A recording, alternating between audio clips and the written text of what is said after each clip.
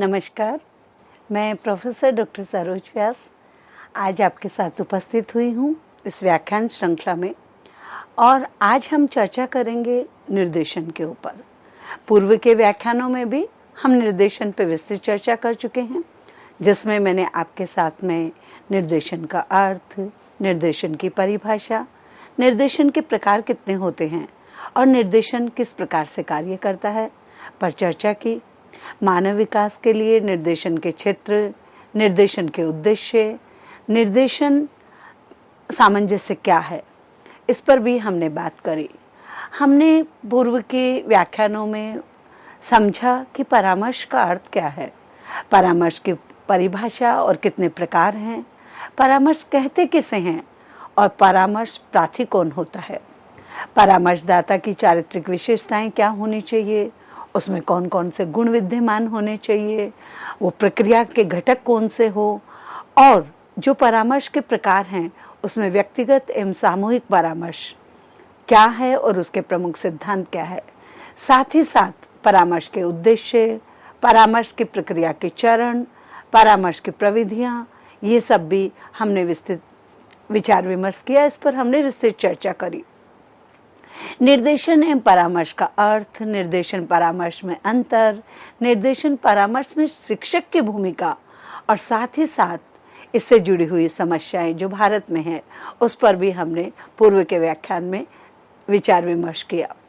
माध्यमिक शिक्षा आयोग अर्थात मुदालियर आयोग और कोठारी कमीशन यानी कोठारी शिक्षा आयोग, इसने निर्देशन से संबंधित भारत में क्या सुझाव दिए हैं, क्या प्रस्ताव इन्होंने प्रस्तुत किया, इस पर बातचीत हुई। और निर्देशन और परामर्श में सुधार के लिए कौन कौन से सुझाव हो सकते हैं, उस पर भी बात करी। आज हम चर्चा करेंगे कि शैक्षिक और व्यावसायिक निर्देशन की विधियां कौन सी है। विधियां अर्थात कि हम शैक्षिक और व्यावसायिक निर्देशन किस प्रकार से देंगे, कौन से ऐसी विधि हैं, प्रविधि हैं, कौन से ऐसे प्रकार हैं जिसके माध्यम से हम निर्देशन दे सकते हैं। क्योंकि देखिए, जब हम अनौपचारिक निर्देशन की बात करते हैं तो वो तो कोई भी व्यक्ति, चाहे शिक्षित हो, चाहे अशिक्षित हो, चाहे साक्षर हो, चाहे निरक्षर हो, कोई भी हो, यानी हर व्यक्ति अपने अनुभव से दूसरे व्यक्ति को सुझाव देता है, निर्देशन देता है, वो निर्देशन होता है। लेकिन क्योंकि हम चर्चा कर रहे हैं शिक्षा में और हमने बात करी कि शिक्षा में शिक्षक किस प्रकार से निर्देशन में अपनी भूमिका निभा सकता है, प्राथमिक विद्यालयों, महाविद्यालयों और विश्वविद्यालयों में किस प्रकार से शिक्षक शिक्षा के साथ साथ एक निर्देशक भी हो सकता है। तो जब हम शिक्षा की बात करते हैं तो वहाँ थोड़ा सा अनौपचारिक होते हुए भी औपचारिकता की ओर हमें बढ़ना होगा कि निर्देशन में शैक्षिक और व्यावसायिक निर्देशन है वो कौन सी विधियों से दिया जाए कि उसका हमें परिणाम 100% प्राप्त हो। शैक्षिक निर्देशन की विधियां, दो प्रकार की विधियों की यहाँ हम बात करेंगे। निर्देशन में व्यक्तिगत निर्देशन की विधियां हैं और कुछ सामूहिक निर्देशन की विधियां हैं। यानी व्यक्तिगत यानी एक व्यक्ति यदि किसी एक दूसरे व्यक्ति को अपने अनुभव और अपने ज्ञान से परामर्श दे रहा है, उसे सुझाव दे रहा है, उसका मार्ग प्रदर्शित कर रहा है, तो वो व्यक्तिगत निर्देशन होगा। सामूहिक निर्देशन में है कि समूहों में, जैसे विभिन्न जो हमारी संस्थाएं हैं, औद्योगिक जगत है या विभिन्न प्रकार के संस्थान हैं, वहाँ पर विद्यार्थियों को या किसी भी संस्थान में वहाँ के टीचिंग और नॉन टीचिंग स्टाफ को यदि हम निर्देशन देते हैं तो वो सामूहिक निर्देशन की विधियों के अंतर्गत आएगा। व्यक्तिगत निर्देशन की जो विधियां हैं, उन व्यक्तिगत निर्देशन की विधियों में सबसे पहले हम बात करते हैं विद्यार्थी का प्राथमिक साक्षात्कार। यानी व्यक्तिगत जो निर्देशन की विधियां हैं वो कुछ इस प्रकार से है। विद्यार्थी का प्राथमिक साक्षात्कार, उसके बाद में विद्यार्थी का संचित अभिलेख तैयार करना, विद्यार्थी पर परीक्षाओं का प्रयोग करना, विद्यार्थी को विद्यालय के मुख्य पक्षों की जानकारी देना और विद्यार्थी के अनुस्थापक यानी ओरिएंटेशन उससे वार्ताएं करना, विद्यार्थी पर मनोवैज्ञानिक परीक्षणों का प्रयोग करना। अभी हमने परीक्षण और परीक्षाओं की बात करी, यहाँ हम बात कर रहे हैं मनोवैज्ञानिक परीक्षणों की। विशेष रूप से जब हम मनोवैज्ञानिक परीक्षणों की बात करते हैं तो इसमें दो प्रकार के परीक्षण आ जाते हैं। एक आता है अध्यापक निर्मित परीक्षण और दूसरे आते हैं मानकीकृत परीक्षण होते हैं।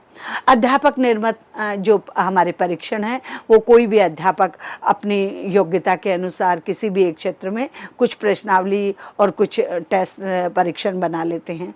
लेकिन जब हम मानकीकृत परीक्षणों की बात करते हैं तो वो मानकीकृत परीक्षण पैमाने पर माप करके शिक्षाविदों के द्वारा, मनोवैज्ञानिकों के द्वारा, कुछ लोगों को पर उसका प्रयोग करके जब उसे एक मान्यता प्राप्त हो जाती है तब उसको हम मानकीकृत परीक्षण कहते हैं।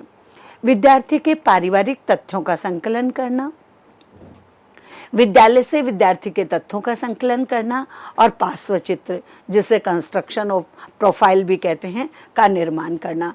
तो ये जब हम बात कर रहे हैं व्यक्तिगत निर्देशन की विधियों की, तो ये कुछ प्रमुख विधियां हैं जिन पर मैं अब आपसे विस्तृत चर्चा करूंगी। विद्यार्थी का प्राथमिक साक्षात्कार। सबसे पहले हम जब भी, वैसे भी देखिए सामान्य रूप से भी जब हम किसी से मिलते हैं तो सबसे पहले हम प्राइमरी जो हमारा है साक्षात्कार यानी परिचय एक दूसरे से होता है। प्राथमिक वो होता है, साक्षात्कार एक दूसरे से चर्चा और एक दूसरे को पहचानने की प्रक्रिया है।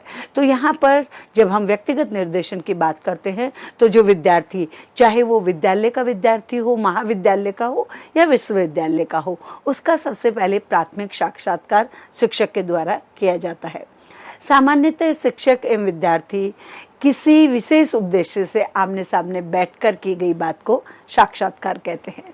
साक्षात्कार एक प्रकार की मौखिक प्रश्नावली है जिसमें शिक्षक के द्वारा विद्यार्थी के विचारों और प्रतिक्रियाओं को लिखने की अपेक्षा उसके सम्मुख रहकर बातचीत की जाती है।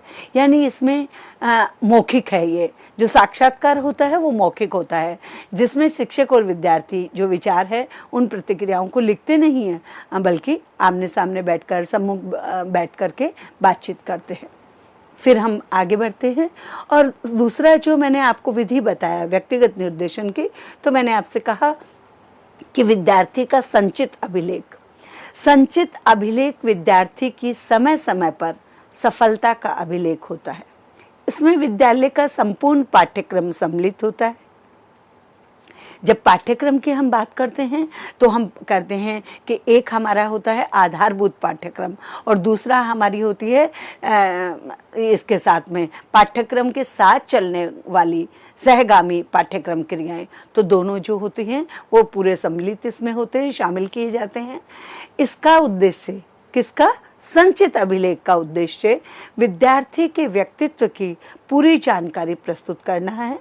विद्यालय, महाविद्यालय और विश्वविद्यालय स्तर पर विषयों के चुनाव के साथ साथ व्यक्तिगत स्तर पर भी मार्गदर्शन किया जाए, ये विद्यार्थी का संचित अभिलेख होता है। फिर आता है विद्यार्थी पर परीक्षाओं का प्रयोग, यानी तीसरी विधि की यदि हम बात करें तो वो है विद्यार्थी पर परीक्षाओं का प्रयोग। विद्यार्थियों की उपलब्धि से संबंधी साक्ष्यों को एकत्रित करने की प्रक्रिया परीक्षा कहलाती है। यानी उपलब्धि उसने कितनी प्राप्त करी और उस उपलब्धि के लिए हमें क्या चाहिए? आंकड़े चाहिए, साक्ष्य चाहिए। और उन साक्ष्यों को जब हम एकत्रित करने की प्रक्रिया करते हैं तो वो एग्जामिनेशन परीक्षा कहलाती है। कैसे? कि जब विद्यार्थी को निर्धारित पाठ्यक्रम कुछ निर्धारित अवधि में जब पढ़ाया जाता है, अधिगम करवाया जाता है, उसके बाद मौखिक और लिखित परीक्षाएं होती है और उससे लिखित और मौखिक परीक्षाओं से उनकी उत्तर पुस्तिका है, उनके जवाब दिए गए हैं वो है, उसमें उन्होंने कितना अंक प्राप्त करे, कौन सी ग्रेड प्राप्त करी, किस तरह के कमेंट्स शिक्षक के द्वारा दिए गए हैं। तो वो जो टिप्पणियां होती हैं वो एक जो साक्ष्य है, हमारे आंकड़े हैं, वो एग्जाम और परीक्षा कहलाती है। इसमें परीक्षणों की रचना, परीक्षाओं का संचालन, उत्तर पुस्तिकाओं का मूल्यांकन तथा विद्यार्थियों की उपलब्धि सूचित करने की प्रक्रिया भी सम्मिलित की जाती है। तो ये हमारा हुआ कि विद्यार्थियों पर परीक्षाओं का प्रयोग। विद्यार्थी को विद्यालय के मुख्य पक्षों की जानकारी देना। देखिए, निर्देशन में जब व्यक्तिगत निर्देशन की हम बात करते हैं तो ये एक बहुत ही महत्वपूर्ण एक विधि है और महत्वपूर्ण ये एक प्रक्रिया है कि जो विद्यार्थी जिस विद्यालय, महाविद्यालय और विश्वविद्यालय में पढ़ रहा है उसमें उसे उसके पाठ्यक्रम, समय सारणी, विद्यालय का समय और उसकी परीक्षा, इन सब के अतिरिक्त भी उसे विद्यार्थी को वहाँ के प्रबंधन, वहाँ के आदर्शों, वहाँ के नीति नियमों, वहाँ के जो अतिरिक्त पाठ्यक्रम से अतिरिक्त जो गतिविधियाँ हैं, विभिन्न प्रकार के जो हमारे जिसे हम कहते हैं कि क्लब बने हुए होते हैं, विभिन्न प्रकार के जो हमारे अलग अलग तरह के हमारी यूनिट्स बनी हुई होती हैं, या विभिन्न वर्ष भर में विभिन्न तरह के जो प्रोग्राम किए जाते हैं, गतिविधियां होती है, उन सब के बारे में भी उनके मानसिक, शारीरिक और आध्यात्मिक विकास के लिए उन गतिविधियों में भाग लेना आवश्यक होता है। और इसके लिए अनिवार्य है कि उस विद्यालय, महाविद्यालय और विश्वविद्यालय का जो शिक्षक है वो बाकी मुख्य जो पक्ष है उसके बारे में भी निर्देशन के माध्यम से, यानी समय समय पर उन्हें गाइडेंस देता रहे। और इसमें और भी यदि हम बात करें अतिरिक्त जो भी हमने, जैसे कि अभी हमने कहा कि विद्यार्थी को विद्यालय के मुख्य पक्षों की जानकारी देना भी, तो इसमें जैसे प्रार्थना सभा हो गई कि प्रार्थना सभा किस समय की जाएगी, कौन करेगा, प्रार्थना सभा में और कौन कौन सी गतिविधियां शामिल होगी। जैसे प्रार्थना सभा होती है उसमें कभी कभी योगा भी होता है, व्यायाम भी होता है, या फिर ब्रेन स्टॉर्मिंग के लिए आपका जो कोई एक टॉपिक को लेकर उस पर विद्यार्थी अपनी प्रस्तुति देते हैं, नित्य के समाचार वाचन भी होते हैं, सुविचारों की प्रस्तुति भी होती है, और विद्यालय पाठ्यक्रम और विद्यार्थी और राज्य या शिक्षा नीति या फिर अंतर्राष्ट्रीय स्तर पर भी यदि कोई उद्घोषणा करनी होती है तो प्रार्थना सभा में वो की जाती है। वंदना है, खेलकूद, यानी खेलकूद शारीरिक विकास के लिए शिक्षा में खेलकूद का बहुत महत्व है, और उस खेलकूद के संबंध में भी जो है वो उनको जानकारी दी जाना। NCC, NSS, scout and guide, साहित्यिक एवं सांस्कृतिक गतिविधियां, शैक्षिक भ्रमण, बागवानी, विद्यालय पत्रिका, कौशल आधारित कार्यक्रम एवं अनुशासन समिति इत्यादि को शामिल किया गया है। देखिए, साहित्यिक एवं सांस्कृतिक गतिविधियों के बारे में भी विद्यार्थियों को समय समय पर व्यक्तिगत रूप से और सामूहिक रूप से निर्देशन की आवश्यकता पड़ती है। शैक्षिक भ्रमण, जब हम पाठ्यक्रम की बात करते हैं तो कुछ हमारे विषय, उपविषय और कुछ इकाइयां और कुछ अध्याय हमारे इस प्रकार के हैं कि वहां पर आप केवल सैद्धांतिक विषय को पढ़ा करके आप विद्यार्थी का संपूर्ण विकास नहीं कर सकते। वहां पर शैक्षिक भ्रमण की आवश्यकता होती है। शैक्षिक भ्रमण का तात्पर्य यहाँ पर है कि जिस भी विषय के बारे में, मान लीजिए कि अब हम लाल किला पढ़ा रहे हैं, लाल किला यदि हम पढ़ा रहे हैं, मान लीजिए हम इतिहास के बारे में पढ़ा रहे हैं, मान लीजिए हम ताजमहल के बारे में पढ़ा रहे हैं, मान लीजिए हम किसी और किसी विषय में पढ़ा रहे हैं, या मान लीजिए कि हम किसी भी औद्योगिक संस्था के बारे में पढ़ा रहे हैं, उसकी कार्य प्रणाली कैसे हैं, मान लीजिए हम सोलर सिस्टम के बारे में पढ़ा रहे हैं, तो उस समय जो सैद्धांतिक की अपेक्षा उस स्थान पर जाकर के यदि विद्यार्थी को उसके संबंध में बताया जाएगा तो वो निश्चित रूप से और वो उसको ज़्यादा वो आत्मसात कर पाएगा, अधिगम कर पाएगा, और इसके लिए शिक्षा में शैक्षिक भ्रमण का प्रावधान है। जैसे मान लीजिए हम क्रॉप के बारे में, हम कृषि के बारे में, उपज के बारे में, धान के बारे में पढ़ा रहे हैं, एक आप धान के बारे में बता रहे हैं, और एक यदि आप उस कृषि विज्ञान से जुड़े हुए विद्यार्थियों को यदि आप वहां पर ले जा करके फील्ड में ले जा करके या खेतों में ले जा करके वहाँ यदि आप उनको बता रहे हैं तो वो कभी भूलेंगे नहीं, उनको रटने की आवश्यकता नहीं है।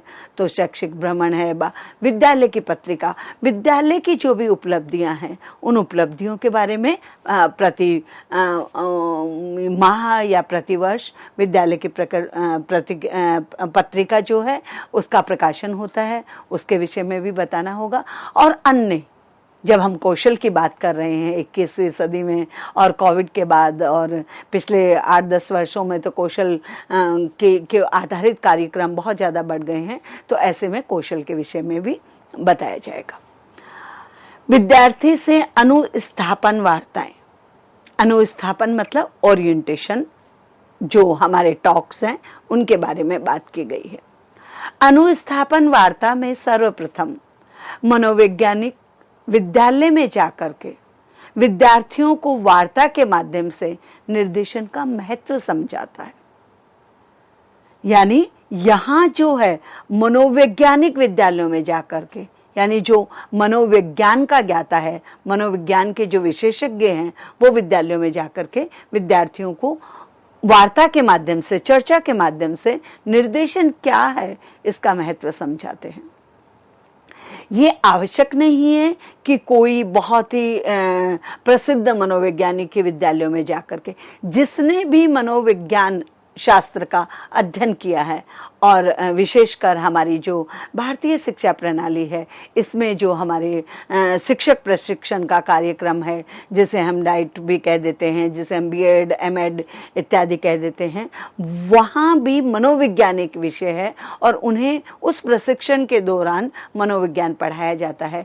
तो इसीलिए हम बार बार कहते हैं कि विद्यालयों में, महाविद्यालय और विश्वविद्यालय में शिक्षक एक निर्देशक के रूप में भी होता है। ये वार्ताएं विद्यार्थियों को स्वयं अपनी आवश्यकताओं, क्षमताओं, शैक्षिक उद्देश्यों एवं रुचियों आदि के संबंध में सोचने समझने हेतु प्रेरित एवं उत्साहित करती हैं। कौन सी वार्ताएं? ओरिएंटेशन प्रोग्राम, अनुस्थापन वार्ताएं जिन्हें हम कहते हैं, वो जब मनोवैज्ञानिक उन विद्यार्थियों से, छात्रों से उन्हें बताएगा कि निर्देशन क्या है, तो उस समय इस तरह की जो चर्चाएं होती हैं, इस तरह की जो ओरिएंटेशन की जो वार्ताएं होती हैं, उन वार्ताओं में विद्यार्थी स्वयं ये महसूस करता है कि उसकी आवश्यकता क्या है, उसकी क्षमता क्या है, शैक्षिक उद्देश्यों एवं रुचियों इत्यादि के संबंध में सोचने समझने हेतु भी वो प्रेरित और उत्साहित होते हैं। और उसके बाद में हम बात करेंगे विद्यार्थी पर मनोवैज्ञानिक परीक्षणों के प्रयोग की। जैसा कि मैंने अभी आपको बताया कि मनोवैज्ञानिक परीक्षण 2 प्रकार के होते हैं, एक अध्यापक निर्मित और दूसरा होता है कि मनोवैज्ञानिकों यानी किसी शिक्षक के द्वारा, वो भी होता किसी शिक्षक के द्वारा, किसी शिक्षाविद के द्वारा, किसी मनोवैज्ञानिक के द्वारा, लेकिन वो मानकीकृत परीक्षण होते हैं जिन्हें मान्यता प्राप्त होती है। और एक होता है कि अध्यापक ने अपना कोई टूल, प्रश्न पत्र बनाया, वो भी परीक्षण है, लेकिन वो अध्यापक निर्मित में आता है, यानी अमानकीकृत परीक्षण, और दूसरे मानकीकृत परीक्षण की बात आती है। विद्यार्थियों को उचित दिशा में निर्देशन करने के उद्देश्य से मनोवैज्ञानिक परीक्षणों का प्रयोग किया जाता है। इन परीक्षणों की सहायता से विद्यार्थियों की सामान्य एवं विशिष्ट बुद्धि, मानसिक योग्यता, रुचि, अभिरुचि, भाषा एवं व्यक्तित्व संबंधी विशेषताओं की जानकारी प्राप्त की जाती है। इससे निर्देशक का कार्य सुगम हो जाता है। विद्यार्थियों को उचित दिशा में निर्देशन करने के लिए, यानी जो विद्यार्थी हैं उनको उचित दिशा में निर्देशन करने के लिए मनोवैज्ञानिक परीक्षणों का प्रयोग किया जाता है। और इन परीक्षणों की सहायता से विद्यार्थी सामान्य और विशिष्ट बुद्धि लब्धि, देखिए प्रत्येक विद्यार्थी, जब घर में भी भाई बहन होते हैं तो उनकी भी रुचि, अभिरुचि, मानसिक योग्यता और व्यक्तित्व भिन्न भिन्न होते हैं। तो जब विद्यालय, महाविद्यालय और विश्वविद्यालय में जब हम विद्यार्थियों की बात करते हैं तो वहां पर विद्यार्थियों की बुद्धि लब्धि अलग अलग होती है। कोई सामान्य बुद्धि लब्धि का है, कोई विशिष्ट बुद्धि लब्धि का है, और कोई मंद बुद्धि लब्धि वाला है, कोई औसत बुद्धि लब्धि वाला है। उनकी मानसिक योग्यता, उनकी रुचियां, उनकी अभिरुचियां, उनकी भाषा और व्यक्तित्व संबंधी विशेषताओं की जानकारी प्राप्त की जाती है। इससे निर्देशक का कार्य सरल हो जाता है। और उसके बाद में हम बात कर रहे हैं विद्यार्थियों के पारिवारिक तथ्यों के संकलन की। पारिवारिक तथ्यों के संकलन की हम चर्चा करेंगे। विद्यालय से विद्यार्थी के तथ्यों का संकलन और पार्श्व चित्र का निर्माण करेंगे। तो इस प्रकार से जो हमारा जब हमने बात करी है कि निर्देशन में कौन कौन सी विधियां हैं, और विधियों में भी जब हम व्यक्तिगत निर्देशन की बात करते हैं तो हमने प्राथमिक साक्षात्कार की बात करी, संचित अभिलेख की बात करी, परीक्षाओं के प्रयोग की बात करी, और विद्यालय के मुख्य पक्षों की जानकारी देने की कौन कौन सी जानकारी दे सकते हैं, अनुस्थापक वार्ताएं यानी ओरिएंटेशन प्रोग्राम क्या है, मनोवैज्ञानिक परीक्षण किस प्रकार के हैं, इन पर हमने इस व्याख्यान में चर्चा करी। और अब हम आगे का जो हमारी व्याख्यान होगा उसमें हम पारिवारिक तथ्यों के संकलन, विद्यार्थियों के तथ्यों के संकलन और पार्श्वचित्र, और फिर व्यावसायिक निर्देशन क्या है, इस पर विस्तृत चर्चा करेंगे। इसी के साथ मैं अपनी वाणी को विराम देती हूँ। नमस्कार।